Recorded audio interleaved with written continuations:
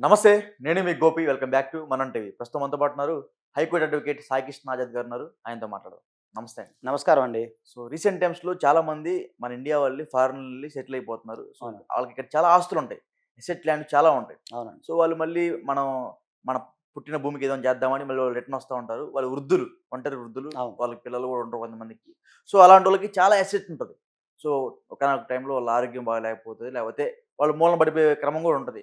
So ఆ టైంలో ఎవరైనా చేరదీసి వాళ్ళకి దగ్గరుండి మందులు గాని, లేకపోతే వాళ్ళని హెల్త్ గాని చూసుకునే వాళ్ళకి వాళ్ళ ప్రాపర్టీ మొత్తం వెళ్ళే అవకాశాలు ఉంటాయా సార్? ఆ! ఉంటాయండి. అంటే గోపి ఇక్కడ ఎలా ఆలోచించాలంటే విదేశాల్లో కొంతమంది సెటిల్ అయినోళ్ళు ఉంటారండి. ఉన్నారు చాలామంది మనకి. మనం కూడా ఎక్కువ ఎన్ఆర్ఐ కేసులు చూస్తుంటాం కదా! ఓకే. సో, చాలామంది ఏంటంటే పెద్దవాళ్ళు వాళ్ళేంటంటే విదేశాల్లో ఉండి కొంత డబ్బు సంపాదించుకొని వెల్ సెటిల్ ఉంటారు వాళ్ళు. ఎప్పుడో 60స్‌లోనో, 70స్‌లో, 80స్‌లో వెళ్ళిపోయినోళ్ళు బాగా వెల్ సెటిల్ అయ్యుంటారు. హ్మ్. వాళ్ళు ఆర్థికంగా ఆళ్ళకి అక్కడ ఏంటంటే ఆళ్ళకి సిటిజన్‌షిప్ కూడా వచ్చేసినోళ్ళు ఉంటారు. అవును. Green card. ఆ! సిటిజన్‌షిప్ గ్రీన్ కార్డ్ తర్వాత వచ్చేది సిటిజన్‌షిప్. అంటే మన సిటిజన్ ఉండదు. వాళ్ళ సిటిజన్‌షిప్. వాళ్ళేం చేస్తారంటే ఇక్కడ ఓసీఐ కార్డ్ తీసుకుంటారన్నమాట. ఓకే. అంటే భారతీయ పౌరులే పౌరసత్వాన్ని వదులుకొని ఇక్కడ ఉంటారు. అది ఓసీఐ కార్డ్ ఉంటది. సో, ఇక్కడ విదేశాల్లో నివసిస్తున్న చాలామంది ఏంటంటే భారతదేశానికి ఏదో ఒకటి చెయ్యాలి. మన మన పుట్టిన భూమికి ఏదో ఒకటి చెయ్యాలి. సో, ఈ మనం ఏదో సామాజిక కార్యక్రమాలు చేయాలని చెప్పి చాలామంది మా దగ్గరికొస్తుంటారు. ముఖ్యంగా రిటైర్డ్ అయిన వృద్ధులు ఎవరైతే ఉన్నారో వాళ్ళకేంటంటే అక్కడ పెన్షన్ వస్తది గుర్తుపెట్టుకోండి. హ్మ్. విదేశాల్లో ఉన్న వృద్ధులు ఎవరైతే ఉన్నారో మనకిక్కడ పెన్షన్ సిస్టమ్ ఎలాగో ఆళ్ళకి కూడా పెన్షన్ వస్తది. పని చేసినా చేయకపోయినా మంచి పెన్షన్ వస్తది. మంచిది. మంచి హ్మ్. ఫుడ్డు, గిడ్డు అంతా బా చూసుకుంటారు వాళ్ళు. సూపరు. సో, హ్మ్. వాళ్ళకేమి డబ్బు సంపాదించుకోవాలి లేతే నాకు చూసుకోవాలని ఏముండదు. విద్యా, వైద్యం అన్నీ ఫ్రీయే. సో, ఏమవుద్దంటే వాళ్ళకి సంపాదించుకున్న ఆస్తులు ఏంటంటే కొంతమందికి పిల్లలున్నోళ్ళుంటారు. కొంతమంది పిల్లలు బాగా వెల్ సెటిల్ అయిపోయినోళ్ళుంటారు. అట్లా ఉంటారు. ఇప్పుడు పిల్లలు లేనోళ్ళ విషయం అనుకొద్దాం మనం. వచ్చినప్పుడు కొంతమందేంటంటే పిల్లలు లేకుండా ఉంటారు. వాళ్ళకి అయినోళ్ళేంటంటే వాళ్ళని మొన్నటిదాకా రాబందుల్లాగా పీక్కు తిని డబ్బు కోసం ఉన్నప్పుడు, కొంతమంది వృద్ధులు మా దగ్గరికొస్తుంటారు. సార్ ఇట్లా మా పని అయిపోయింది. ఇక మాకు చుట్టాలు అయినోళ్ళు ఎవరు లేరు. ఉన్నా కూడా ఉపయోగం లేకుండా అయిపోయింది. మా ఆర్థికంగా ఉన్నాయి. నాకు అసెట్స్ అక్కడిక్కడ అన్నీ ఉన్నాయి. మరి దీన్ని ఏదైనా ట్రస్ట్ కింద ఎవరికైనా రాయాలా? లేదు అంటే మమ్మల్ని కొంతమంది చూసుకుంటున్నారు. ఇప్పుడు ఉదాహరణకి ఒక ఒక ఉన్నారు. ఒక వృద్ధుడు ఒకాయన ఉన్నాడు. సో, ఆయనకి సంబంధించి ఆయన్ని చిన్నప్పటి నుంచి కనిపెట్టుకొని దాదాపు అతను చిన్నప్పటి నుంచి అంటే ఆ దగ్గరున్న అబ్బాయి హ్మ్. దాదాపు హ్మ్. 20 హ్మ్. ఇయర్స్ నుంచి కనిపెట్టుకొని అతని వయసు ఇప్పుడు 80 ప్లస్ ఉంటాయి ఆయనకి. సో, దాదాపు ఆయన 60 సంవత్సరాలు అంటే ఆయనకి 60 ఉన్నప్పుడు పిల్లోడు చిన్నోడన్నమాట. సో, అతను చిన్నప్పటి నుంచి కనిపెట్టుకొని ఒక 20 ఇయర్స్ నుంచి ఆయనకి సేవ చేస్తా ఉన్నాడు. ఆయన ఏమంటాడంటే నన్ను ఒక బిడ్డలాగా నన్ను చూసుకుంటున్నాడు. నా కొడుకు లాంటి అబ్బాయి. అబ్బాయికి కొంత అమౌంట్ ఇస్తూ మరి కొంత అమౌంట్ మన ట్రస్ట్‌లున్నాయి గదండీ! చాలా ఉన్నాయి గదా! టీడీటీ బోర్డ్ గాని, లేతే అవును. అవును. సత్సాయి గాని ఇలాగ కొన్ని ఉన్నాయి గదా! వాటికి ఇస్తూ మరి నేను చెయ్యొచ్చా అని చెప్పి మమ్మల్ని అప్రోచ్ అయ్యాడాయన.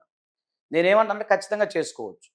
ఇప్పుడు ఏమంటానంటే విదేశీ పౌరుడైనా సరే అంటే పౌరసత్వం విదేశీ. కానీ ఆస్తి మొత్తం ఇక్కడే ఉంటది కాబట్టి సో, ఏంటంటే ఎవరైనా సరే మీరు జీవించి ఉన్న కాలంలో మీ తదనంతరం మీరు వీలునామా రాయొచ్చు.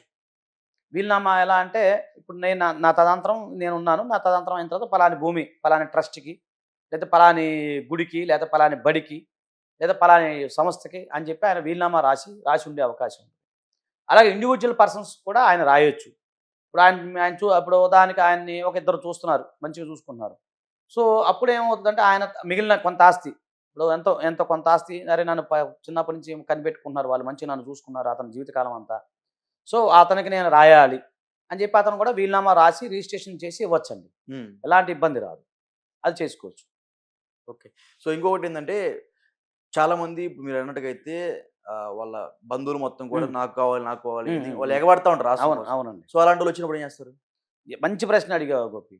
ఎప్పుడైనా గుర్తుపెట్టుకోండి భారతీయ పౌరుడు కానప్పటికి గూడా ఆయన ఓసీఐ కార్డ్ ఉండి విదేశాల్లో నివసిస్తూ ఆయన సొంత ఆస్తి సెల్ఫ్ ఎక్వైర్ ప్రాపర్టీ అంటారు. హ్మ్. సో, సెల్ఫ్ ఎక్వైర్ ప్రాపర్టీ గాని, తనకు తాను వచ్చిన ఆదాయం గాని, అంటే తాతల నుంచి వచ్చిన ఆదాయం ఏదైనా ఉందో, అది కూడా అతను ఎవరైతే బెనిఫిషియరీ అంటారు.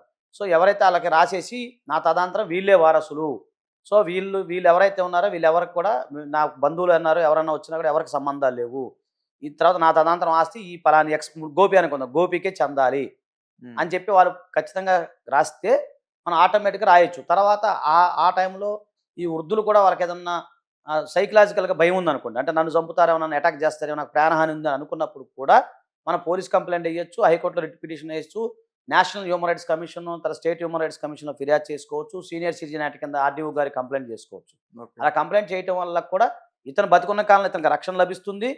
తర్వాత ఇతను ఒకవేళ అటు ఇటు అయినా కూడా ఆళ్ళు ఎవరైతే బెనిఫిషియర్స్ ఎవరైతే ఉంటారో వాళ్ళకి కూడా రక్షణ ఇచ్చే అవకాశం ఉంటుంది. అంటే ముందు జాగ్రత్తగా మనం ఇవన్నీ చేసుకోవాలి. ఓకే. సో ఇవన్నీ ఏంటంటే ప్రాక్టికల్‌గా కొంచెం ఇబ్బంది హడ్డిల్స్ ఉంటాయి. కానీ ప్రాక్టికల్‌గా చేసుకోవచ్చు. కాకపోతే ఎలా ఉంటదంటే మనిషి జీవించే కాలంలో ఆయన్ని పట్టించుకోకుండా అది 'ఆ నలుగురు' సినిమా అనుకుంటా. అవును. అలాగా పట్టించుకొని చచ్చిపోతే నాకెందుకు అనుకునేవాళ్ళు. చనిపోయిన తర్వాత అందరూ బయలుదేరొస్తారు. అవును. సో ఇలాంటి సందర్భాల్లో ఎవరైతే ఒంటరి వృద్ధులు గాని, లేకపోతే ఒంటరి మహిళలు గాని, ఒంటరి పురుషులు గాని, వారి యొక్క ఆస్తిని జాగ్రత్తగా ఆళ్ళ తదనంతరం ఎవరికి చెందాలి, ఏ విధంగా చెందాలి అనేది చక్కటి ఎక్స్‌పీరియన్స్ ఉన్న అడ్వకేట్‌లని కలిసి, వాళ్ళు దాన్ని చక్కగా వీలునామా ద్వారా గాని, ఇంకో రకంగా గాని వాళ్ళు రాయించుకుంటే, వాళ్ళ యొక్క ఇచ్చ అంటే కోరిక. చనిపోయిన తర్వాత వాళ్ళ యొక్క కోరిక అనేది చక్కగా నెరవేరే అవకాశం ఉంటుంది. ఓకే. ఇదేంటంటే ఎక్స్‌పీరియన్స్ ఉన్న అడ్వకేట్‌ని మాత్రమే సంప్రదించాల్సొస్తుంది. సూపర్. ఓకే. థాంక్ యూ అండి. Thank you.